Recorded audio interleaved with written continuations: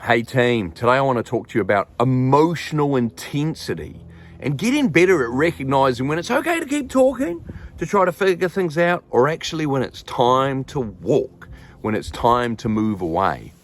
And in psychology, we think about emotional intensity in a number of different ways. One way we can think of it is from 0 to 10 on a continuum, where 0 is there's no emotional experience going on, nothing of any intensity whatsoever.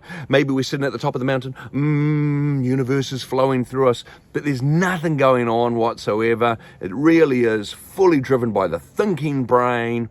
And then 10 is full level of intensity, fight, flight, freeze. It's the Incredible Hulk or the Incredible Sulk. Often that just depends upon your personality, and those are not mutually exclusive. You can definitely be a hulking sulk. And then we've got 5, which is somewhere, in the middle where there's a high level of emotional intensity. You're definitely aware of it, you can feel it, but that thinking brain is still engaged as well. And then there's a point where the thinking brain is no longer in the driver's seat. A useful way to think about this is often an oversimplified model of the brain that uses your hand. And for this example, I want you to imagine that your thumb represents your amygdala, your limbic system, the emotional part of your brain, that fight, flight, or freeze part.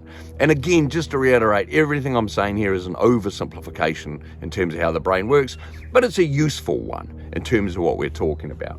Whereas what we have over the top, locking down that amygdala, that limbic system, is our cerebral cortex and our prefrontal lobe. And this is the thinking part of the brain. This is the part of the brain that goes, what would the best version of me do now? What's the right thing to do? Let me show some impulse control and respond rather than react immediately to whatever's going on. And if we're sort of like 0, hey, it's full lockdown, right? That thinking brain, that is in the driver's seat. But as emotional intensity starts to build, there's a loosening of control in terms of that thinking brain, that reasoning brain, until we hit about a 5 and it starts to get real loose. And then at a 7, boom, amygdala hijack. That thinking brain, that is no longer in the driver's seat. We are now driven by the reactions of our amygdala and our limbic system. And I'll tell you what, when that happens, when we're at that point, no one's bringing their A game, because the part of your brain which is responsible for going, what would the best version of me do right now? Let me show some restraint here. That part of your brain is gone. It's not in the driver's seat. The part of your brain that's in the driver's seat is the part that's about survival and reacting to deal with a perceived threat. And so one of the things that we want to do is we want to be really realistic about the human emotional experience. And we want to know it's useful to engage in conversation, to try and talk about things, communicate and work things out until we hit that amygdala hijack. Once that happens, the best thing we can do is walk away. And I'll tell you what, if you really want to get good at this stuff, you want to get better at recognizing the signs and indicators that you're approaching a 7. You're approaching that amygdala hijack. And ideally, you want to walk away at about a 5 or a 6 before that happens. Because once that happens, it's really hard to do the right thing. And so what are the signs and indicators that yourself or someone else you're engaging with is starting to get towards that level of intensity? Hey, it's different things for different people. Some people get loud and big and make more eye contact. Some people get smaller and more withdrawn and make less eye contact. Some people fidget, some people go still. There's all sorts of different things which apply to different people. But here's the key indicator, is that there's a change from the baseline level of normal emotional expression and experience, right? So a change in behavior, a change in physiological experience. That's the best clue that you will get that yourself or someone else is starting to have a strong emotional experience. And I can't recommend this enough. You pull the pin on the conversation and you walk away before you think you need to. One useful tactic here is if you're dealing with someone who you're in a relationship with, and that is to have an agreed time out. And that is where both of you, before this stuff happens, agree that, look, if either of you starts to feel really strong, intense emotions, you can call a time out, walk away, and then come back to the conversation another time. That is an incredibly effective method.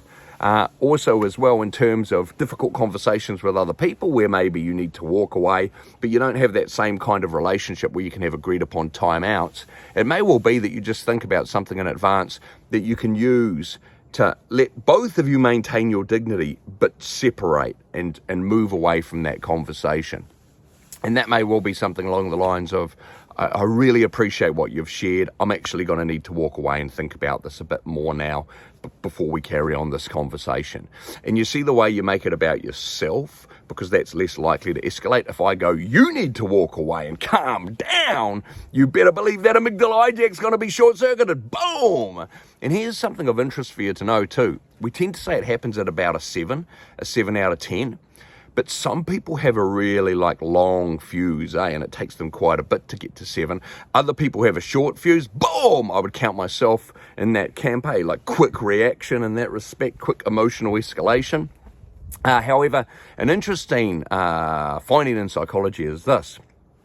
The quicker you get back from that level of escalation is often associated with, or as a marker or indicator of, emotional stability.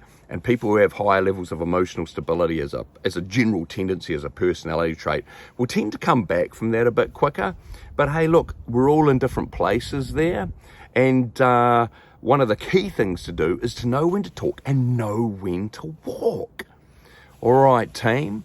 Emotional intensity. Start paying more attention to the signs and indicators when you're experiencing stronger emotions, so you can pull the pin, call out that timeout, walk away before you start just fighting to win, or before the thinking brain's completely disengaged.